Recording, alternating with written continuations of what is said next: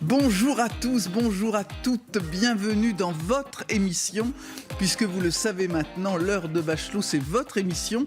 L'émission, vous pouvez intervenir en direct et interpeller nos chroniqueurs, nos invités, nous dire comment vous ressentez la problématique du jour. C'est au 01 41 41 10 20, sur Twitter avec le hashtag LHDB, l'heure de Bachelot, et sur SMS au 4 26 26, puisque vous êtes bien sur le canal 26.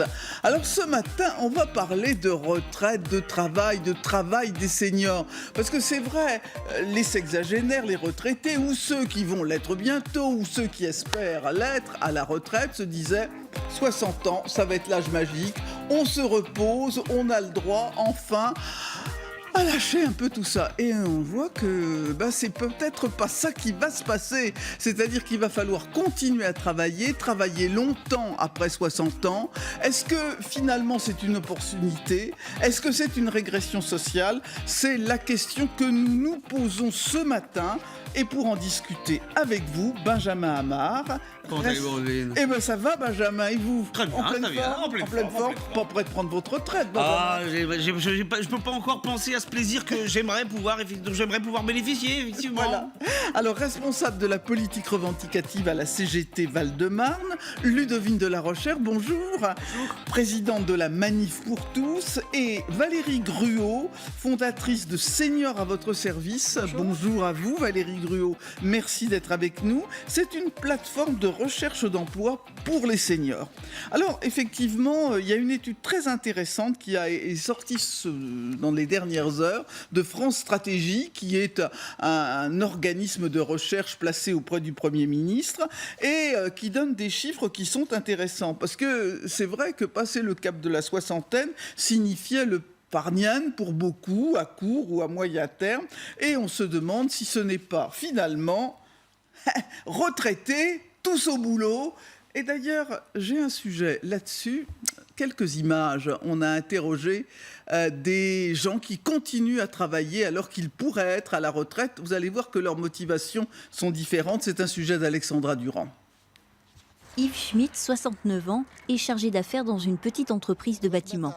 S'il travaille encore à son âge, c'est avant tout pour des raisons économiques. Après une carrière d'artisan et d'après les nouveaux modes de calcul pour les pensions, il ne toucherait que 800 € de retraite, 3 fois moins que son salaire actuel. J'aurais pas pu vivre décemment aussi, reclus dans sa maison. Une fois qu'on a payé nos charges, qu'on a mangé, il ne reste plus rien pour avoir un peu de loisir. Alors pour ne pas baisser son niveau de vie, il travaille toujours autant, une 50aine d'heures par semaine. Difficile à tenir à long terme. Si je peux faire encore un peu de temps en levant un peu le pied, c'est-à-dire faire moins d'heures que je fais tout de suite, je pense que je continuerai à travailler. Pour Marie-Claire Marie, 61 ans, responsable de fabrication dans cette usine de confiserie, continuer à travailler est un choix. Il y a un an, elle aurait pu partir à la retraite, mais son travail, elle y est attachée. Si mon corps donne des signes d'alerte, écoutez, je le suivrai. Mais pour l'instant, ma tête et mes jambes suivent, donc je continuerai à travailler. Une carrière rallongée qui pourrait être imitée dans l'entreprise. Sur une trentaine de salariés, 3 viennent de passer le cap des 60 ans. On voit bien qu'à travers ce reportage qu'il y a un travail choisi, un travail subi, en général pour des raisons économiques. C'est d'ailleurs ce que dit Noël23 sur Twitter. Est-ce que retraiter tous au boulot ? Je pense que c'est à cette question qu'elle répond, certainement pas. Certains vivent très bien, mais il semble que ce soit ceux-là qui se plaignent le plus. Bon, je me trompe peut-être, mais j'avoue overdosé sur ce sujet. Ah oui, mais enfin, c'est quand même l'énorme sujet de société qui nous attend, Benjamin Amar, avec l'allongement de la durée de la vie. Alors, avec l'allongement de la durée de la vie, et puis aussi avec l'attaque contre notre système de retraite. Parce que j'ai bien entendu, notamment, le monsieur qui travaillait sur le chantier.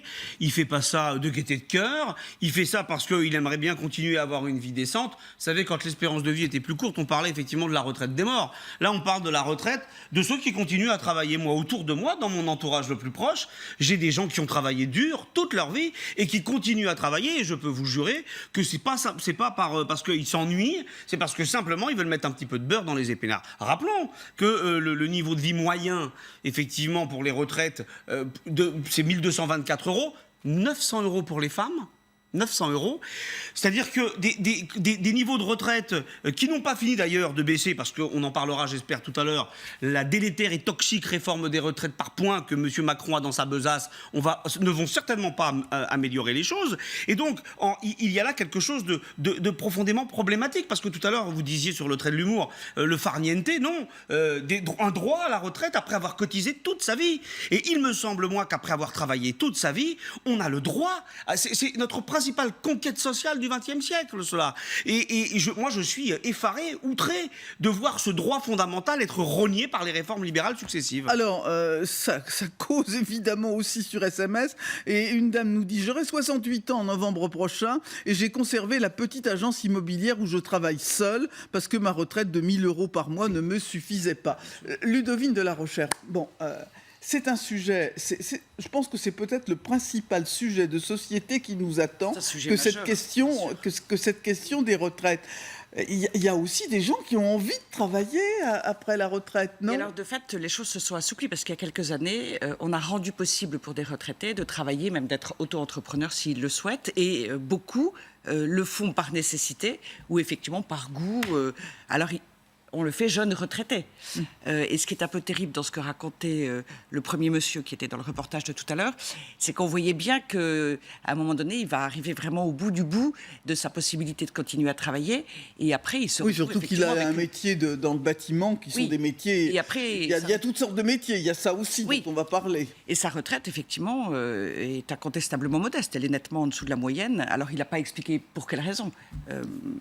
Alors, avant de passer la parole à Véronique Gruau, on va peut-être regarder quelques chiffres, parce qu'il est intéressant de voir ce qui se passe dans notre pays. Le taux d'emploi des 55-64 ans était de 51% en 2007, considérablement augmenté par rapport en 2000, où il n'était que de 30%. Donc, les réformes successives de rehaussement de l'âge de la retraite ont causé cela.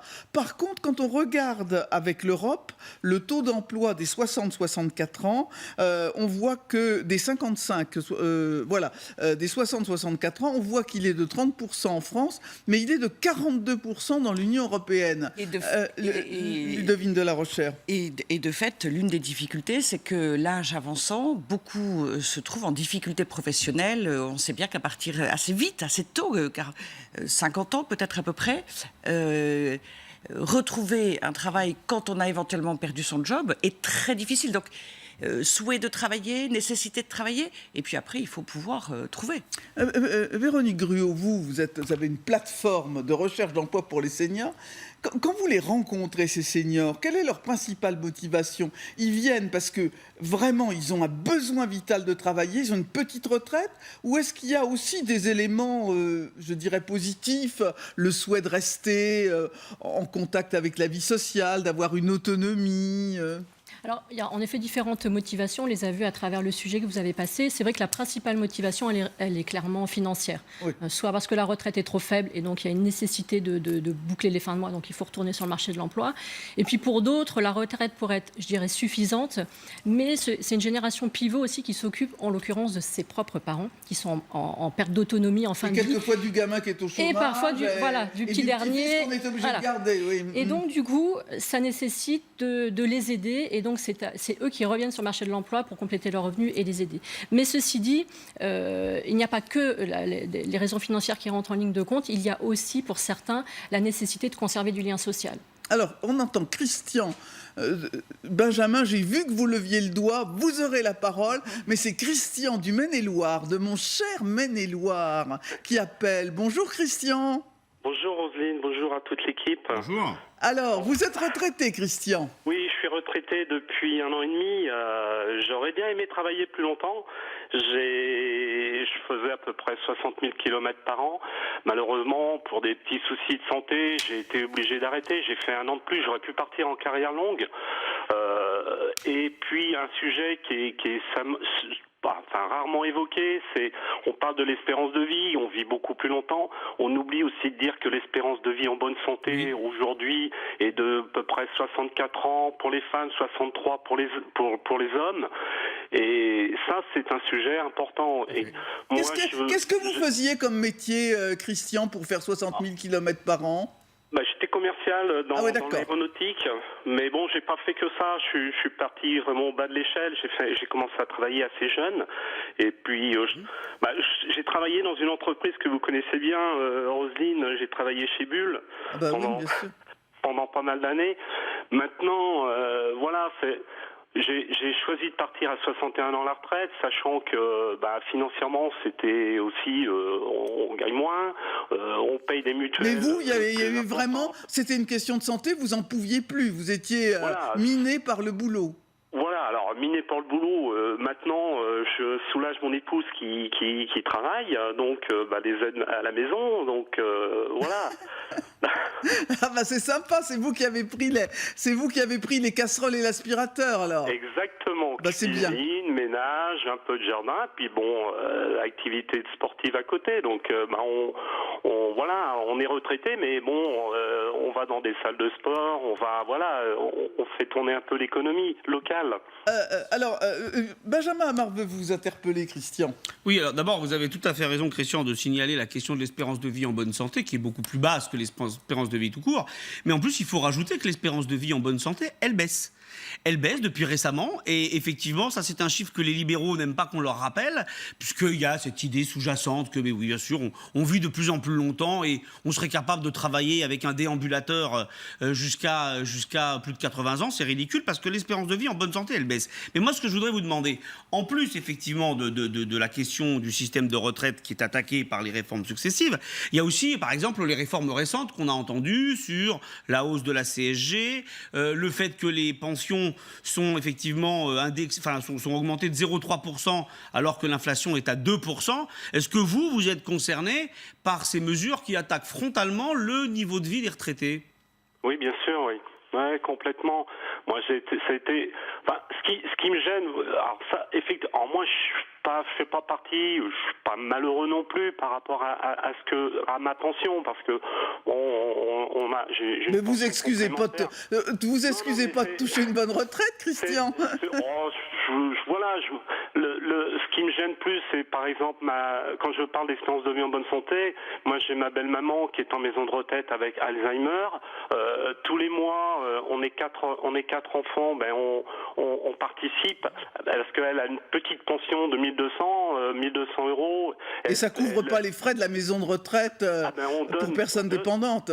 Ah ben non, une personne dépendante, on paye 200 euros tous les mois pour elle. Et oui. Donc vous voyez, on nous prend sur la CSG, on nous gèle les pensions, on paye pour nos parents. Moi j'ai ma fille qui travaille, qui n'a pas un gros salaire non plus, donc on aide nos enfants. Enfin, moi je veux bien qu'on essaye de tirer sur les retraités, mais à un moment donné, la corde elle va casser, ça suffit quoi. Ludovine de la Rochère. Et alors effectivement, moi je suis extrêmement choquée de la politique qui est menée depuis un certain temps, et en particulier depuis l'élection d'Emmanuel Macron, pour ce qui concerne les retraités. C'est une part importante de la population. Ils ont travaillé, ils ont cotisé. Je pense que la solidarité à leur égard doit être, et même le respect à leur égard doit être très grand. Et on ne peut pas déshabiller Pierre pour habiller Paul. L'efficacité est nulle en mettant en grande difficulté bon nombre de retraités. C'est extrêmement choquant. Et retraités, comme vous le disiez, Roselyne, qui sont au cœur d'une solidarité familiale qui touche plusieurs générations. Donc là, il y a vraiment quelque chose qui est de très malsain. Aujourd'hui, avec les mesures que vous évoquiez à l'instant, c'est extrêmement choquant. Alors après, par électoralisme, on corrige ici, on corrige là, mais en réalité, sur les 7,5 millions de chômeurs, très peu sont concernés par les petits correctifs qui ont été ajoutés. Alors, ça cause évidemment sur SMS. Madame Bachelot, il faudrait peut-être choisir, faire travailler les retraités ou donner du travail aux jeunes. Alors là, on s'aperçoit qu'il n'y a pas de corrélation entre travail des jeunes et travail des retraités. retraités, Benjamin Hamar, et que dans des pays où l'âge de la retraite est élevé, enfin, est au-delà de 65 ans, pour autant, il y a moins de chômage des jeunes. Donc on ne peut pas dire, à un certain moment, on va faire arrêter de travailler les retraités plus tôt, même si ça se défend socialement, en disant que ça va donner du travail aux jeunes. Ça, c'est pas vrai. Non, alors, ce qu'il faut regarder aussi, c'est que dans ces pays dont vous parliez, aussi, quel type d'emploi pour les jeunes, faut lier ça avec les questions sur la qualification, etc. Mais on ne peut pas quand même décemment regarder un tableau dans lequel on va tout faire pour contraindre un certain nombre de seniors à travailler parce qu'ils n'ont pas d'autre choix. Moi, vous savez, c'est comme travailler le dimanche. Je suis désolé. Quand quelqu'un doit travailler le dimanche ou qu'il doit travailler effectivement jusqu'à 65, 66, 67, 68 ans, c'est jamais par plaisir pour le travail. Vous parliez tout à l'heure, je crois, de garder le contact avec la vie sociale. Mais il y a plein de choses à faire quand on veut garder le contact avec la vie sociale. On peut être bénévole dans une association, on peut s'occuper d'un club sportif. Enfin, il y a plein de manières de faire. On n'est pas obligé de retourner au turbin après avoir travaillé pendant 40 ans. Donc, ce que je veux dire par là, c'est que il y a une situation qui est schizophrénique lorsqu'on voit. C'est comme dans le monde du travail en général. Quand vous avez des gens qui sont en emploi, bien souvent des femmes d'ailleurs, à temps partiel, sur un chômage partiel imposé, et vous avez à côté des gens à qui on impose des heures supplémentaires et qui sont en surtravail, mais là, il y a quelque chose qui n'est pas cohérent, tout simplement. Alors, avant de passer la parole à Michel Duvin, qui nous attend au téléphone, Véronique Gruot voulait intervenir. Oui, je pense qu'en effet, il ne faut pas opposer le travail des jeunes et le travail des seniors, parce que moi, je le vois sur Seniors à votre service. Ce que viennent chercher, en l'occurrence, les retraités comme type d'emploi, ne sont absolument pas ceux auxquels vont s'intéresser les plus jeunes, parce que ce ne sont que des temps partiels, voire très partiels. Un jeune, il va chercher un temps complet, forcément. Il a pas sa pension à côté comme le retraité. Donc, ils viennent chercher des petits jobs, des petits compléments. Donc, ils ne vont pas être sur les mêmes types de postes, donc on ne peut pas les opposer. Et en ce qui concerne, je rebondis ce que vous disiez, Benjamin, sur le lien social, c'est vrai qu'ils peuvent s'orienter sur du bénévolat, etc. Mais souvent, en fait, cette nécessité de lien social, ça va aussi avec le côté j'ai envie d'être active, j'ai envie de me sentir utile, j'ai pas envie de m'arrêter complètement tout de suite. Je vais m'arrêter à un moment donné, mais pas tout de suite, et ça passe par un emploi. On va y revenir, mais tout de suite, je le disais, on a Michel parce que vous êtes une femme, Michel Duvar, bonjour. Je suis une femme. Bonjour à tous. Bonjour. Alors, je suis contente de vous avoir parce que sur plein de sujets, je vous regarde le matin et j'ai pas eu la chance de vous avoir. Alors, voilà, écoutez, vous êtes avec nous, Michel. Voilà. Alors moi, j'ai 73 ans. J'étais infirmière anesthésiste et j'ai fini cadre. Et on m'a mis à la retraite. Je suis en pleine forme. Je pourrais même travailler encore aujourd'hui. Je le ferai pas, bien évidemment. On m'a mis à la retraite à 60 ans. Et je trouve que c'était pas choisi. J'ai des collègues qui n'avaient pas la santé. Alors ok, qu'on puisse être à la retraite à 60 ans. Mais moi, je pense qu'endormir des malades, c'était peut-être trop pour moi. Et les gardes de nuit, de dimanche, vous savez, de 48 heures, etc., 72 heures parfois, je suis d'accord. Mais on peut nous employer autrement. C'est-à-dire, on peut faire de la formation et pas mal de choses dans l'hôpital. Parce que quand on dit exactement ce que vous venez de dire, qu'on nous met à la retraite pour embaucher un jeune, c'est faux. C'est exactement faux. Et j'ai une bonne retraite, alors grâce à Dieu, puisque je travaille depuis l'âge de 14 ans quand même. Grâce surtout à la solidarité nationale, plutôt qu'à Dieu, mais enfin, c'est juste en passant.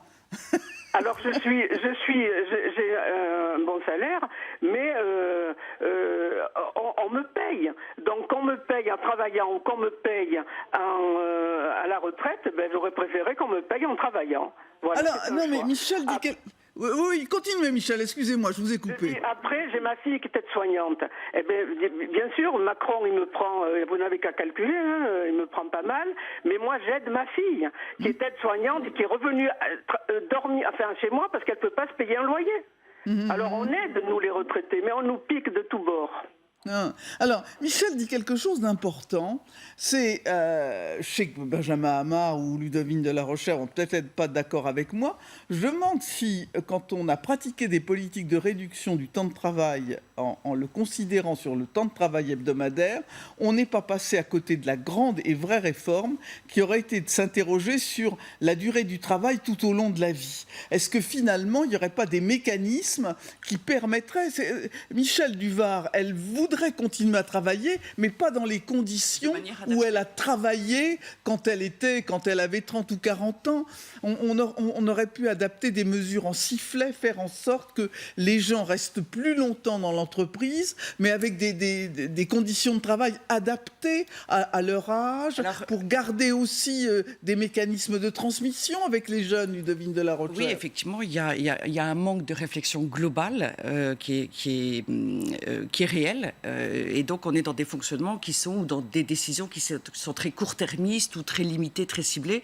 Et c'est très dommage. Mais j'ajoute à ce sujet-là qu'il y a actuellement une consultation publique, une sorte d'état généraux des retraites qui est porté... le pilotage de Jean-Paul Delevoye. Exactement, l'ancien président du CESE. Oui. Et cette consultation, il faut participer, il faut répondre. Haut commissaire à la réforme des retraites, c'est son titre exact. Absolument. Et elle est accessible en ligne, il faut participer en ligne, et parce que cet enjeu des retraites, il nous concerne tous. Les décisions qui peuvent être prises peuvent être catastrophique ou justement, je vais demander à la technique de nous trouver peut-être le moyen de communiquer son opinion, justement, puisqu'il y a une consultation en ligne. Trouvez-moi le site qui permet d'intervenir, parce qu'il faut que tout le monde puisse, excellente il faut vraiment préconisation, donner votre avis. Et alors, j'ajoute qu'en termes de vision globale, aujourd'hui, on a une chute de la démographie. Alors, contrairement à ce qu'on a beaucoup dit, la démographie française n'a jamais été extraordinaire, simplement, elle était moins mauvaise, si je puis dire, moins basse que les autres pays d'Europe. Mais on s'est bien éloigné, malheureusement, depuis plusieurs années du seuil de renouvellement des générations.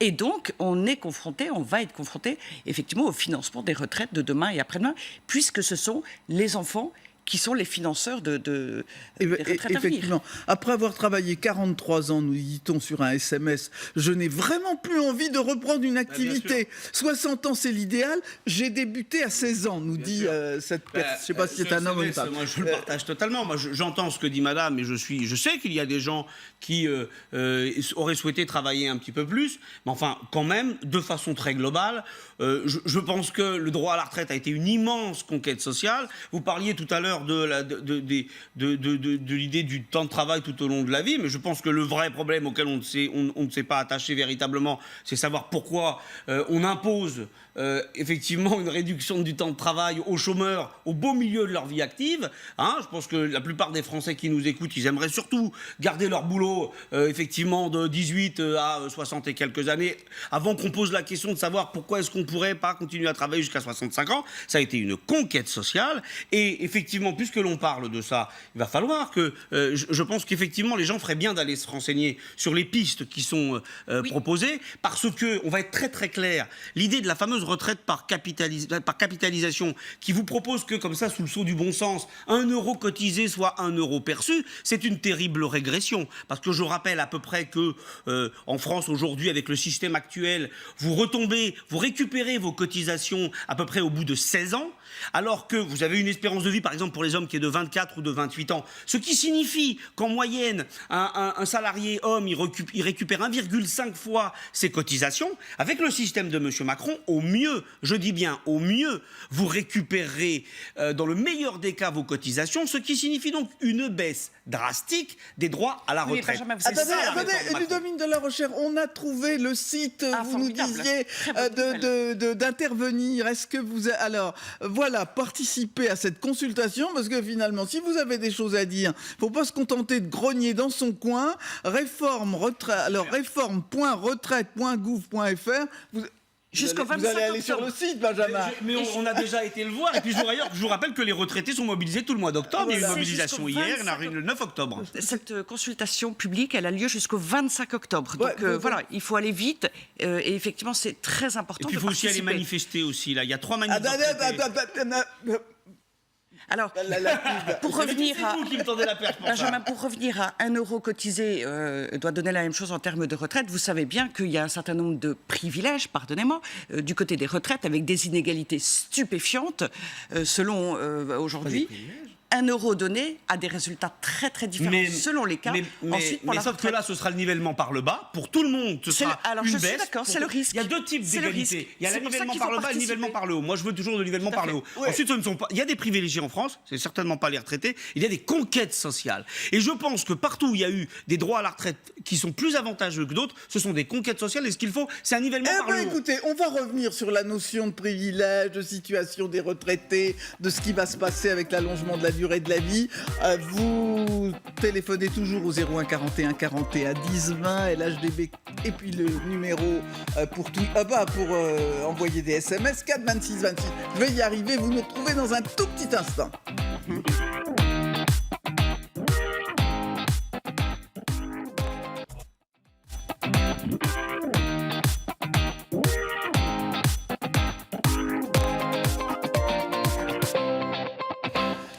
On vous retrouve dans cette heure de Bachelot qui est votre émission et on parle d'un sujet brûlant. Ça intervient avec nos invités.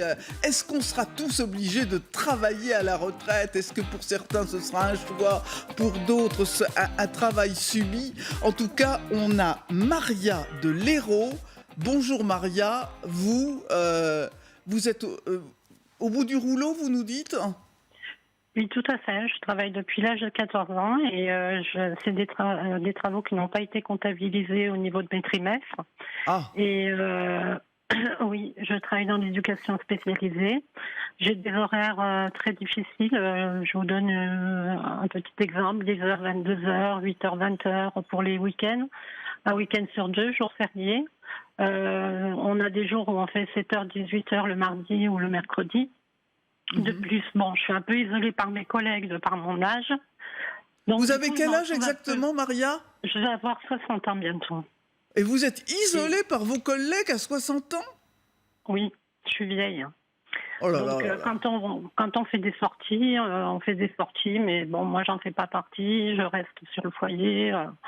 Voilà, enfin voilà, ça c'est toute une autre question, mais voilà, il faut retourner au boulot et là, pour l'instant, je suis en arrêt. Vraiment au bout du rouleau, quoi. Si je pouvais avoir ma retraite à 60 ans, c'est sûr que, mais j'aurais pas la retraite à taux plein. Alors, vous êtes dans l'éducation spécialisée, vous vous occupez d'enfants handicapés De personnes handicapées, oui. Alors là, le travail, il n'y a aucun souci. Les personnes handicapées, c'est un travail très agréable que j'aime beaucoup. Oui, mais avec beaucoup de stress psychologique, voilà. peut-être. Tout à fait. Bah oui, là, je suis en arrêt. Vraiment, j'en peux plus, quoi. Je suis au bout du rouleau. Hein. Et même, j'avoue que j'ai même failli me suicider. Hein. J'en peux plus, quoi. Ah oui. Mais, sous l'effet de l'épuisement. Hein. Mais carrément, oui. Carrément. Alors, ce que vous nous dites sur le fait du rejet de vos collègues à cause de votre âge, mais c'est incroyable, ça, Maria. Oui, oui. Bah, on me dit, par exemple, comme je m'habille, mais c'est pas de ton âge, ou voilà, des petites. Bon, après, c'est pas tous les collègues, hein. Il y a des gens qui sont. Il y a des gens gentils, au moins, quand même. Hein. Oui, mais bon, voilà. Là, c'est un centre dans lequel interviennent des personnes d'âge très divers, où il y a. Oui, il y a des jeunes, il y a des moins jeunes. Enfin, moi, je suis la plus âgée. Et voilà, après, moi, au niveau du travail, tout se passe bien. Les résidences, ça se passe très bien. Mais voilà, les collègues vous isolent. Je me sens pas en sécurité. Donc l'ambiance n'est pas très bonne, pas très amicale. Non, l'ambiance est très mauvaise, hein, pour moi en tout cas. C'est ça. Maria, parce que quand on vous entend, on sent effectivement, on sent que voilà, il y a eu une souffrance au travail.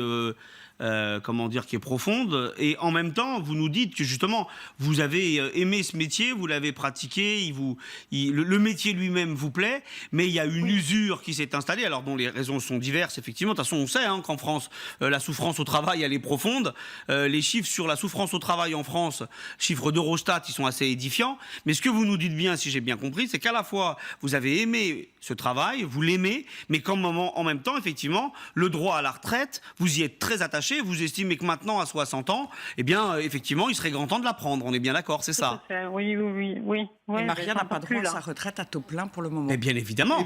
Mais l'âge légal de la retraite est reporté, est passé par là. Ouais. Mais alors, il y a là aussi quelque chose qu'on retrouve dans le rapport dont je vous parlais tout à l'heure.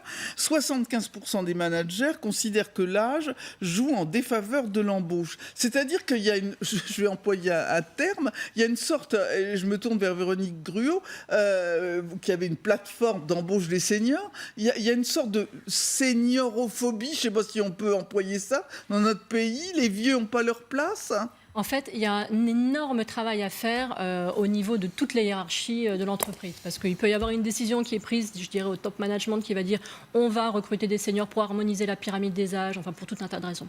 Mais si en dessous, l'information n'est pas comprise, si on ne comprend pas l'intérêt d'avoir aussi dans nos équipes des jeunes, des quadras, des gens qui ont 60 ans, parce que c'est intéressant d'harmoniser tout ça, parce qu'il peut y avoir de la transmission, comme vous le disiez tout à l'heure, dans un sens ou dans l'autre. Et parce que c'est mieux pour la qualité de vie au travail. On le voit, quand vous avez des seniors et des plus jeunes dans une même équipe, il y a une meilleure gestion des conflits, généralement. Alors là, on avait un exemple qui était un peu différent avec le témoignage de Madame. Au contraire, son âge à Maria semblait susciter le conflit plutôt mais que généralement, l'abolir. Voilà, ça peut assouplir. Et donc, il y a un gros travail à faire au sein des entreprises. C'est pas au sein, bien évidemment, l'information doit passer par l'État, etc. Mais au sein même de toutes les entreprises, qu'elles soient grandes ou qu'elles soient petites, c'est important de communiquer là-dessus. Et puis aujourd'hui, en France, on a eu pendant des années des départs anticipés à la retraite qui étaient un peu forcés. Voilà. Complètement forcés, et ce qui fait que dans les mentalités, aujourd'hui, il y a une image de se dire, quand on passe 50, 55 ans, finalement, on ne doit plus être sur le marché de l'emploi. Donc les jeunes managers d'aujourd'hui, ils ont ça toujours en tête. Et c'est ça aussi qui pose problème, parce que c'est typiquement français. Benjamin Amar. Oui, là où vous avez raison, c'est qu'il y a toujours des raisons de fond pour aller culpabiliser les salariés. Les jeunes n'ont pas assez d'expérience et les seniors, effectivement, à partir de 50 ans, on estime qu'ils sont plus compétitifs, etc. etc. Non, moi, je voudrais pointer autre chose. On a eu beaucoup de femmes qui nous ont appelés depuis tout à l'heure. Je ne sais pas si vous l'avez remarqué.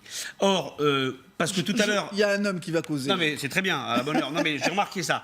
Et en l'occurrence, ce que je voudrais pointer, c'est que, bien évidemment, depuis tout à l'heure, et je n'aurai de cesse de le faire avec mes camarades de la CGT, les réformes libérales successives, celle de M. Macron qui va aller dans le même sens, ont entamé nos droits à la retraite, et nous ne laisserons pas faire ça. Alors on va nous dire, oui, mais alors comment on fait ? Le problème du financement, quelle autre solution que du sang et des larmes, des sacrifices encore pour les retraités à venir ? Eh bien, écoutez, nous, on a des propositions très, très concrètes.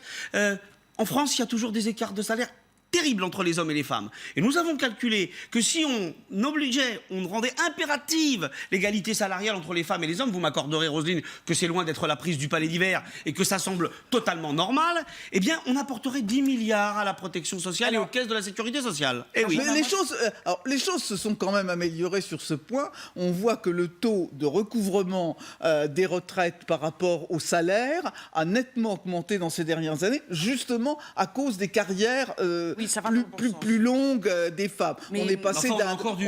On est passé de 60 à 70%. Moi, je vous parle de l'égalité salariale. Mais Benjamin, quand on regarde de plus près, l'inégalité, c'est entre les mères, les femmes qui sont mères et les hommes. Et le problème, on sait bien qu'il vient de là. Et tant qu'on ne le dit pas suffisamment et tant qu'on ne cible pas suffisamment cette difficulté spécifique, on ne réglera pas ce problème. Alors, dans les collectifs que l'on a à la CGT sur cette question, je vous assure également que les femmes célibataires et sans enfants, elles se prennent aussi la question de l'égalité salariale sur le coup de la tête. Vous avez dit avec des femmes. On a Patrick des Alpes-Maritimes, qu'on connaît bien, qu'on a l'habitude de recevoir dans cette émission. Bonjour Patrick. Bonjour Roselyne, vous êtes toujours aussi magnifique. Ah là, j'ai un fan. Patrick, je vous envoie un énorme baiser. Bon, alors, soyons sérieux, revenons à nos seniors et au boulot. Alors, Patrick. Je vais vous dire une chose, il y a une image qui me frappe. J'ai vécu des années aux États-Unis et je voyais des gens de 70 ans travailler là-bas. Je disais, en France, je verrai jamais ça. C'est pas possible. C'est un pays quand même. Et je le vois maintenant. Et il y a une chose dont on ne parle pas. J'ai quelques années de plus que ma femme qui travaille. Moi, je me sens coupable. Vous avez quel âge, Patrick ? Pardon ? Vous avez quel âge ? Si vous voulez bien me le dire. Non, je vais vous dire. J'ai l'âge de ne plus mourir jeune, moi. L'âge de ne plus mourir jeune, c'est ça, d'accord. Oui, ça y est, j'ai compris. Et je considère, et je le dis parce qu'on nous appelle les vieux, je leur dis, répondez, vous êtes rentrés dans la jeunesse de la vieillesse. Répondez ça aux gens. Et je vais vous dire une chose, moi ce que je veux pas, c'est une empathie circonstancielle. véritable empathie consciencieuse. C'est-à-dire que la conscience, comme disait Spinoza, il a fait un traité sur la conscience extraordinaire. Alors je vais vous dire, moi je bosse, je fais des conférences pour quelques dizaines d'euros, j'ai mal aux genoux, j'y vais quand même. C'est vrai qu'on n'est plus en bonne santé, c'est vrai que ça se dégrade, c'est vrai qu'on attend plus d'un mois pour se taper un IRM pour savoir ce qu'on a aux genoux. Alors je vais vous dire sincèrement, je suis issu d'un milieu hyper pauvre.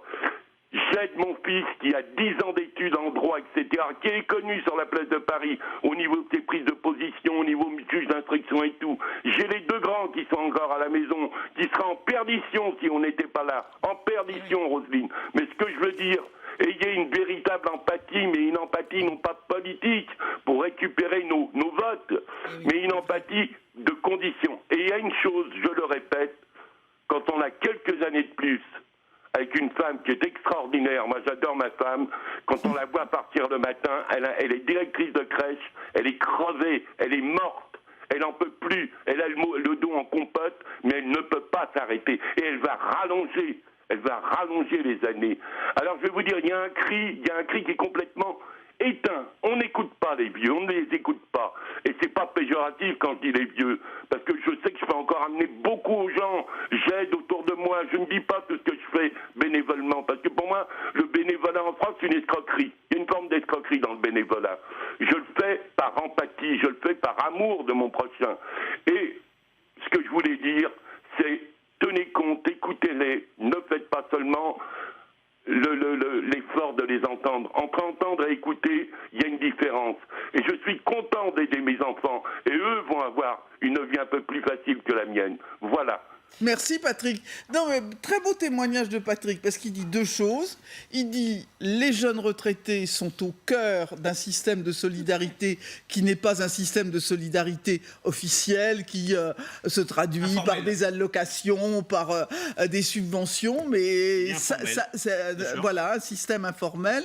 Et puis ensuite, il parle, Ludovine de la Rochère, du regard qu'on porte sur les vieux. Il nous interpelle, il emploie le terme de vieux, qui n'est pas péjoratif, très important de l'avoir dit, Patrick, mais il nous interpelle tous aussi, et pas seulement le système social. Et alors justement, l'autre jour, la députée Aurore Berger, qui commentait de La République En Marche, commentait la question des retraites, et puis à un moment donné, sur un plateau télévisé, elle a lâché une petite phrase, et elle a osé dire, de toute façon, en disant je suis cynique, mais disait-elle de toute façon, un certain nombre d'entre eux ne seront plus là lors de la prochaine élection. Tout à fait, tout à fait. Ah oui, non, mais je l'ai entendu, et pour dire ça, il faut être né 8 jours avant la honte. Je suis d'accord avec vous. C'était absolument terrifiant. Et le signe et le symptôme, effectivement, de la manière dont certains politiques traitent la question des retraites. Je veux espérer que c'était un trait d'humour mal placé. Moi j'aime bien l'humour noir, mais là franchement... Écoutez, on va peut-être pas mettre en cause quelqu'un qui n'est pas sur le plateau. Non, enfin, ça a été dit à plusieurs reprises par d'autres membres. C'est quelque chose qui est revenu en fond. Mais ce monsieur le ressent, d'autres personnes le ressentent, cet état d'esprit que certains ont, heureusement pas tout le monde bien sûr. On remercie Patrick parce que son témoignage était très, très, très beau finalement. Il y a une solidarité, bien sûr, Benjamin Hamar, qui s'exprime de la part de certains retraités, mais il y a aussi des jeunes qui aident leurs parents à la retraite. Cette solidarité informelle, elle joue dans tous les sens. On ne peut pas seulement parler de la solidarité. On a écouté tout à l'heure. Et même dans ma propre famille, moi je connais des gens qui aident leurs parents. Ils sont qui? S'il n'y avait pas l'aide justement des trentenaires ou des cadras, eh bien il y aurait des retraités qui seraient en grande difficulté. Mais bien sûr. Mais autrement dit, dire que les choses ne sont pas quand même à sens unique. Non, mais vous avez tout à fait raison. Et pourquoi vous avez raison? Je vais vous dire. Parce qu'en réalité, un des leviers d'Emmanuel Macron, c'est de diviser pour mieux régner. Moi, là où je rejoins ce qui vient d'être dit, c'est qu'il y a eu une manière. D'ailleurs, monsieur l'a dit. Vous l'avez entendu, il a dit « Je me sens coupable ». Il y a eu une volonté de culpabiliser les retraités. On entendait... Là, vous exagérez. Attendez, excusez-moi, Rosine, je peux aller au bout? Oui. S'il vous plaît. Dans ce cas-là, si j'ai exagéré, je vais vous donner une phrase très concrète. Est-ce que c'est moi qui ai inventé les expressions sur les retraités privilégiés? Et quand on demandait au gouvernement qui étaient les retraités privilégiés, ils vous sortaient des retraités qui touchaient entre 1300 et 1500 euros de retraite. C'est scandaleux de faire ça. Et si monsieur vous dit je me sens coupable, c'est parce qu'il y a eu une manière de dire mais oui, d'ailleurs ça a été, vous pouvez pas, là on va pas remettre en cause une personne en particulier, il y a plusieurs membres de la majorité qui ont dit mais c'est normal de demander aux retraités un petit peu plus parce que ils gagnent un petit peu plus que les autres. Donc en permanence ce gouvernement vous dit un jour c'est les privés d'emploi qui sont des privilégiés, un jour c'est les fonctionnaires, un jour c'est les cheminots, un jour c'est les retraités. Alors Oui, je vais vous dire, comme m'a dit quelqu'un sur un plateau, visiblement avec monsieur Macron on est toujours le cheminot de quelqu'un. Donc Alors, ça, non, mais ça ne marche pas. Il y a quand même aussi un certain nombre de choses qu'on peut remettre sur la table sans s'énerver, très calmement. On n'est pas énervé, on est passionné. Il ne s'agit pas de dire que les retraités sont des privilégiés, ça n'a pas de sens. Certainement. Mais on peut quand même regarder que le taux de pauvreté est moins élevé chez les retraités que chez les jeunes. Une vie de travail. Non, mais je dis pas que... Attendez, je veux rappeler certains chiffres. Attendez, mais... Après, Benjamin Amar, vous me laissez? Mais bien sûr, vous êtes dans l'heure de Bachelot. Bachelot, elle peut dire un petit mot de temps en temps. Voilà, bon. Que le taux de pauvreté est à 7% chez les retraités et qu'il n'est... Ça ne veut pas dire qu'il n'y ait pas des petites retraites. Ça ne veut pas dire qu'il n'y ait pas des salariés, des retraités qui sont en grande difficulté. Mais que, comparé à la situation des jeunes, le vrai problème de notre société, c'est l'état de pauvreté extrême de la classe d'âge de 20 à 30 ans. Je pense que c'est quelque chose sur lequel on peut être d'accord tous ici. Qu'il y a effectivement des petites retraites, mais qu'il y a aussi un taux de retraités qui sont propriétaires de leur logement qui est beaucoup plus important, et c'est normal, que chez les jeunes, et que donc, voilà, c'est pas la même chose d'avoir 1 000 euros de revenus quand on est propriétaire de son logement, quand on ne l'est pas. Donc on peut le dire, sans froisser personne. J'entends tout ça, mais est-ce qu'on peut aussi être d'accord pour dire, comme je l'ai dit tout à l'heure, ce sont des chiffres qui ne sont contestés par personne, que la retraite moyenne pour une femme en France, c'est 870 euros. Est-ce qu'on peut aussi être d'accord sur le fait qu'il y a 5 millions de retraités qui touchent le minimum contributif, c'est-à-dire autour de 700 euros par mois? Donc, présenter, bien évidemment qu'après une vie de travail, le niveau de vie moyen des retraités est un peu plus élevé que celui des autres. C'est après une vie de travail. Véronique Gruau, puis on va prendre tout de suite Marie-Lise du Morbihan, mais Véronique Gruau. Je voulais rebondir en fait sur les femmes justement, parce que c'est une catégorie sur les jeunes retraités qui arrivent aujourd'hui à la retraite ou qui y sont depuis peu de temps. C'est une génération qui s'est beaucoup arrêtée pour s'occuper de ses enfants, je rejoins ce que vous disiez tout à l'heure, qui de ce fait ont une retraite qui est relativement faible. Et aujourd'hui, moi je vois beaucoup sur notre site des jeunes retraités qui ne peuvent pas aujourd'hui financer leur loyer parce qu'elles ont une petite retraite. Pour un peu qu'elles se soient séparées et qu'elles vivent seules, c'est compliqué. Donc ce qu'elles cherchent comme poste, par exemple, pour certaines d'entre elles, c'est de travailler, d'être sur un profil de dame de compagnie, d'aller travailler chez une personne âgée en étant nourrie, logée, blanchie. Alors on a Marie-Lise du Morbihan, et je vous passerai la parole, Ludovine de la Rochère. Marie-Lise du Morbihan. Bonjour Marie-Lise. Oui, bonjour Roselyne, bonjour à vos invités. Bonjour. Oui. Bonjour. Moi j'ai donc un parcours qui est un parcours dans le commerce. Mmh. Voilà, et j'ai divorcé à 50 ans, il faut le savoir. Aujourd'hui, j'ai 61 ans et demi. Et je voulais dire que dans le commerce, aujourd'hui, il faut que je travaille, moi, jusqu'à 67 ans, parce que, ayant divorcé, ayant été trahi par mon ex-mari qui n'a pas cotisé suffisamment pour moi, etc. Ah là là, oui. Vous étiez un couple de commerçants. Voilà, c'est ça. Ah bah ça... Pendant 10 ans. Sur mon parcours avant, j'étais salariée. Et je pense qu'il y a beaucoup de commerçantes et beaucoup de gens dans le commerce comme moi qui ont beaucoup de difficultés, passé 50 ans, à trouver moi, je suis refusée aujourd'hui. On ne prend même pas mes CV et on me traite d'une façon ignoble. On fait de la discrimination. Moi, je souffre énormément de voir ça. Parce qu'aujourd'hui, moi, j'ai encore du PEPS, je suis encore capable de travailler dans le commerce, mais on me rejette complètement. J'ai fait des tas de tentatives. J'ai toujours travaillé jusqu'à 60 ans et 2 mois. J'ai même travaillé dans une boucherie-charcuterie où j'ai subi du harcèlement moral, des attouchements. J'ai tout subi. J'ai jamais connu ça de ma vie. Et là, vous entrez dans le travail à un certain âge et on vous fait subir tout ce qui est possible. C'est horrible. Hein. Il faut le savoir, ça. On dit les chômeurs ne veulent pas travailler. Moi, j'ai tout tenté, hein, vraiment tout tenté. Oui. Et vous ne pouvez pas vous imaginer comment les hommes peuvent vous traiter quand vous avez 59 ans au travail. Moi, de cette boucherie-charcuterie, j'aurais même voulu donner le nom parce que tellement ça m'a écœurée. Responsable qui buvait, un boucher qui buvait, et j'ai subi des attouchements lors d'inventaires, etc. Mais épouvantable, quoi. J'ai été obligée d'aller voir un syndicat pour me défendre. Vous savez d'ailleurs que 20% des femmes déclarent avoir été victimes de violences sexuelles sur le lieu de travail. 20%. Voilà. Et je suis inscrite. Voilà, je suis inscrite au Pôle emploi, je touche toujours des allocations chômage, mais Pôle emploi non plus moi j'ai toujours trouvé du travail par moi-même, mais il n'y a pas de suivi Pôle emploi, parce que là je me dis que votre conseiller devrait quand même prendre connaissance de ce qui se passe dans les entreprises, quoi. Non, mais parce que passé un certain âge, on profite de nous. Très tôt, Ludovine de la Rochère.